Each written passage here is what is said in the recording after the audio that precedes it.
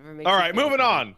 Back to video games, so something that you two might actually be interested in. I got a Steam Deck. The Steam Deck showed up in the mail. Oh. It finally showed up. I had to fight fucking FedEx for it. I got to enjoy the wonderful thing of you have to sign for this, but goddamn, will I not knock on your door? I'll literally sprint up to the door and slap it on, and be like, "You have 3 delivery attempts." So I had to like fucking camp outside. I had to take the ultimate step of signing the paper they left behind and saying you have my permission to just leave it, which also gives them the permission to just steal it if Yeah. they feel like it. But luckily, they were not a thief. They just wanted to not talk to me. So I got the Steam Deck. It's a cool little device. More than anything, upon picking it up, is that, Wooly, you held a Steam controller in your hand. I have. Susie, have you ever held a Steam controller in your hand? Yes. Yeah, it's an abject piece of fucking shit, right? It is. Yes. It's one of the worst. It's not like an Ouya controller, but it's terrible. The Steam Deck, on the other hand, feels better than the Switch, substantially. Oh. It has wow. better. It has better buttons. It has a better D-pad. It has way better triggers. It has a good capacitive touchscreen. It's really fucking big. How tight? It's like a. How tight is the stick on a scale from, like, let's say N64 stiff to It's a 360. It's a Dreamcast Xbox loose? One. It is an Xbox One stick Okay. in quality, Okay. and the D-pad is a Saturn pad, ish. Oh, the circle. Okay. No, it's not the circle, but it has that mush on it. But it's good.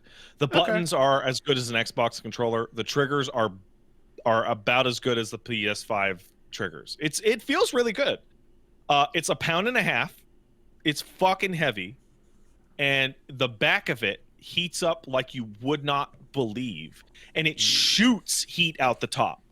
Like I'm talking like not hot enough to burn, but hot to the like physically hot to the touch. Where if you go to move your hands and like get to the back and you touch, you're like, ooh, that's hot. Huh. Its battery life is terrible. It has like a 2.5-hour battery life if you're really pushing it. 4 hours if you're not. However, as a piece of technology to play personal computer games on, it is crazy. It is absolutely nuts. I tried a huge variety of games. I tried FF14, which I could get running at 60 frames a second. I tried Strive, which I could get running at 60 frames a second. I tried a number of CRPGs at which the touchpad, the trackpads worked excellently with the pre-configured things for mouse and keyboard movement. I tried Ultra Kill, Persona 4 Golden, I didn't try God of War, but God of War works on it. Neon White, I fucked with it. Elden Ring runs, if you fuck with the settings, Elden Ring runs better on it for its size than it does on PC. It runs at a locked 30 if you tweak it without stuttering, which the PC version literally can't do. I was That's able impressive. to go into desktop mode and fuck around and do some shit in there that I'm not going to discuss because it's against the TOS of the game that I'm describing. People were able to get the Street Fighter 6 beta running on that thing, like at 60 and playing that wherever. It's a really, really cool piece of tech that will never, ever, ever replace your computer or, your dedicated, console. But what it did do was allow me to do FF14 dailies in bed before going to bed, or just chill on the couch playing Vampire Survivors. And it brought up to me the thing which is why I don't play the Switch portably ever. And that's because for me to play the Switch portably and enjoy it, it means that when I'm not playing the Switch portably, the Switch version of the game I'm playing is the one that I want to play. If I'm playing Crypt of the Necrodancer on the Switch portably, when I come home, I want to play the PC version of Crypt of the Necrodancer. Mhm.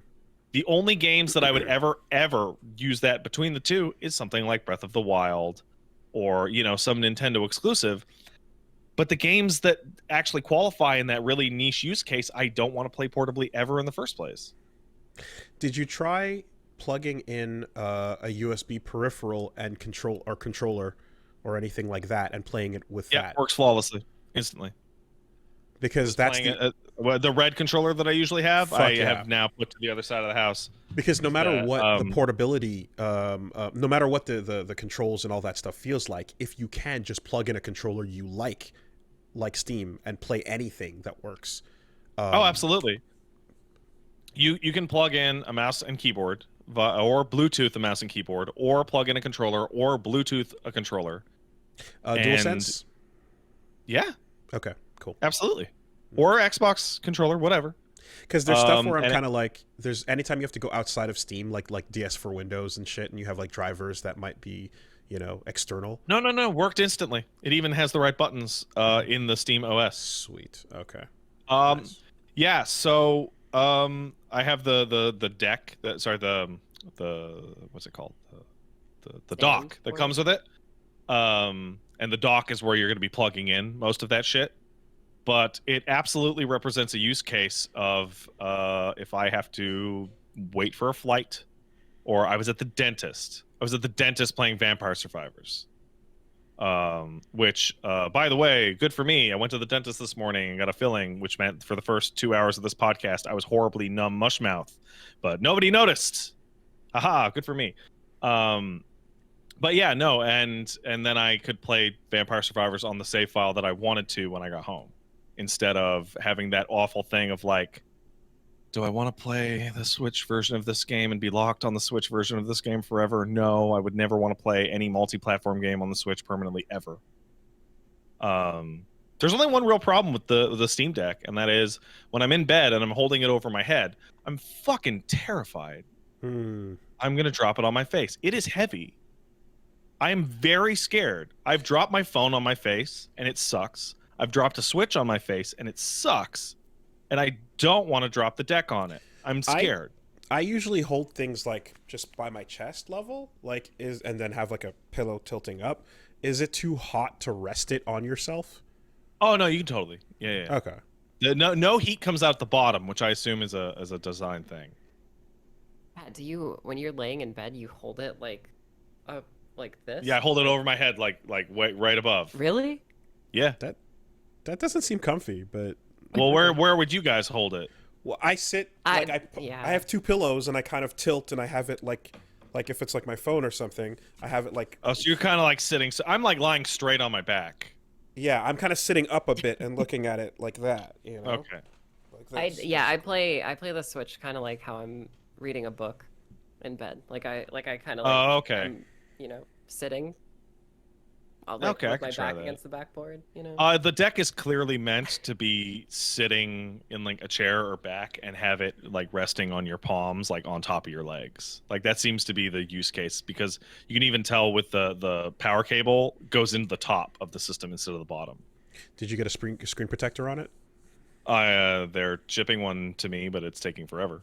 Okay. I will say though, the number one biggest piece of shit about the Steam Deck is that the cable they give for you is like 3 feet long. It is like laughably short. It is uselessly short. You have to get a longer cable or an extension cable. It's totally useless. There's nowhere I can sit in my house in which it actually reaches an outlet.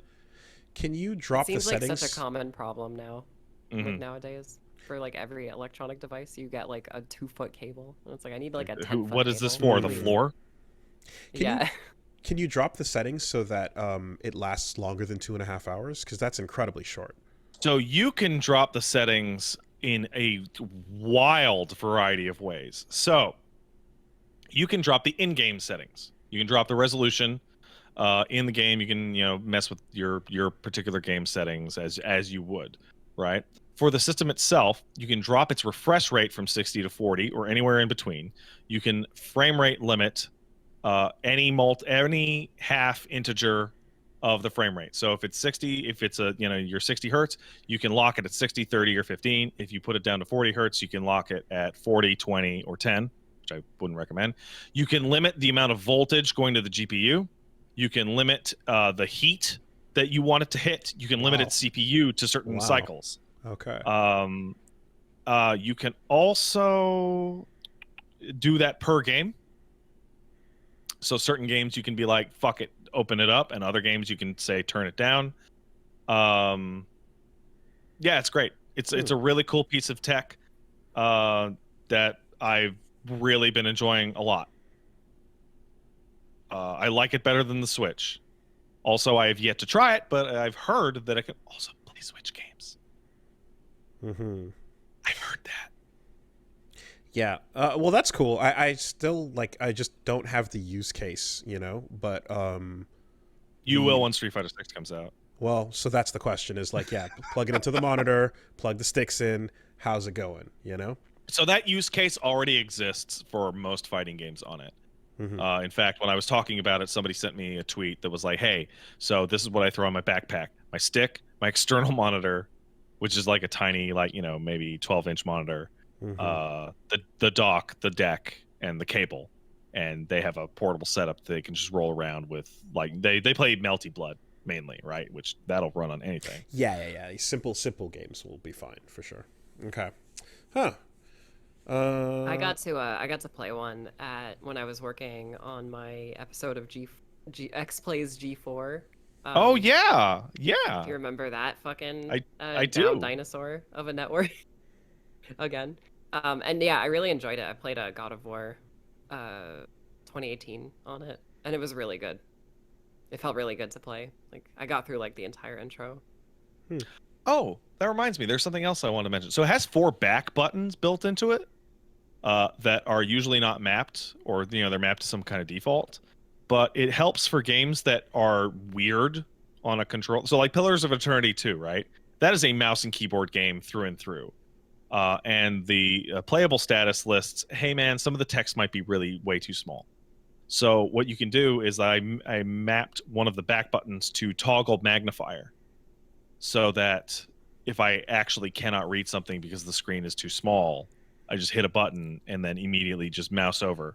Is the button resting where your grip is, or do you have to reach for it? The button is resting where the bottom 3 fingers on your hand are, Okay.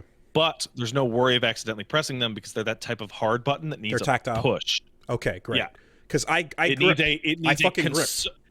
Yeah, no, you're not going to do it by accident. You need to go, I want to push this button, click. Okay. Because every single controller I've ever held with back buttons, like the Elites, for example, 100% of the time, I'm accidentally pressing them. Yeah. Just pull those out completely, Okay. Yeah, no, it's a really cool piece of kit. I really like it. All right. Let's get moving Very good. because we have been doing it. We've been streaming for 4 hours. Holy Yeah, shit. apologies because it's like fucking obnoxious length podcasting we do over here, but I kind of hope you. People listen to it throughout their whole week. Give them Yes. the value. No, Makes I it so know. they can't listen to other competing podcasts. Certainly, absolutely, but Remember, guys, to use a code word CBT for your next purchase of. we're hours away from that, so you're fine. But anyway, I'm conscientious of other people's time and such. I remember in the past that's been an issue. So when you're talking about the various settings and such, that is a kind of interesting because there's a story that came out this week in regards to multiple developers for the Xbox Series S talking about how they hate it and the specs are an albatross of a system that they have to develop for. It's the fucking hard drive thing again for the 360. So not just that, but also like it's effectively a 1080p console. It doesn't support 4K. It says it goes up to 1440, but that's really specific circumstances. And for anyone who doesn't know, the Xbox Series S is the discless, digital-only, cheaper one that kind of came out with the Series X, Series S. And yeah, it everything that comes out this gen has to support it, but it means kind of like, struggling with something on the weaker end of specs that a lot of developers are apparently annoyed about having to support. In many cases, you're choosing between, performance. It can go up to 60, but definitely can't do anything beyond 1080 and 60, in terms of limitation. The hard drive makes a difference as well. The RAM, like all the specs in it are just like lower end, but it can handle current gen at its base level. So this is becoming a more and more of a complaint, to which there was a conversation. Yeah, Bossa Studios was the one that kind of was making reference to that. Gerstmann chimed in to say that, what was it, like, oh yeah, that it seems like a broken argument because most of these games also come to PC and they already have to cover a wide variety of configurations, which is super true, right? But that same wide variety of configurations and the lack of like real PC compliance is kind of why PC versions of games often are like buggier. They have a lot of permutations they go through that don't get fully tested to the maximum. Like anything changing resolutions, changing performance, and so on. The more variables you add to a game, the less time they're going to get tested overall. So when a requirement comes in for like a weaker version of something on a console, like I absolutely have seen from the inside, QA wise, developers super annoyed at like having to adhere to low end shit when they want to just like be able to lock it in on a lead platform. It's a bit odd though, because it's like they're kind of just going like, can you move on with this and stop bottlenecking production? No. And well, the problem is that like no matter, I don't know how it's sold, but however it's sold, you sold it. Therefore, people have it. Therefore, they expect to continue being able to buy games for this platform for the rest of the generation. So you can't just say, you know what? Never mind. Fuck you. Yeah,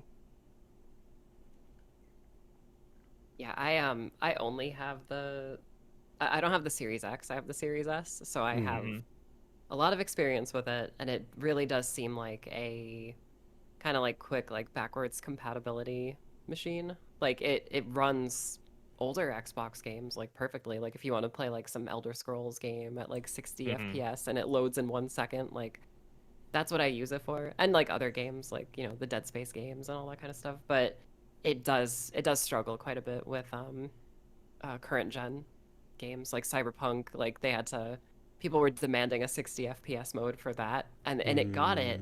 But when you play that game in 60, it did. When you play it at like frame rate mode, like then like older issues that the game used to have start happening again. Oh, Okay, yeah. interesting. Like there's like a glitch where like whenever you'd pick up a new gun, like like your character like looks at it, like that kind of thing.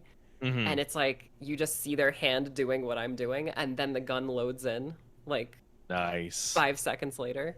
I love it. So it's definitely a little console that's trying its best, but from my personal experience playing like some newer games with it, it definitely feels like it's pushing real hard. I mean, I wonder if well, again, it would have to depend on the spec and how much it's sold, but like the GPU seems to be the main problem in this case. Like, could you increase the spec as it gets more affordable and as the generation moves forward by rolling out a different SKU for it, but then you're getting into a whole other can of worms because it's a sub SKU of a subcategory of a generation anyway. That gets more complicated when you have 2 price points instead of 1. So anyway, Yeah.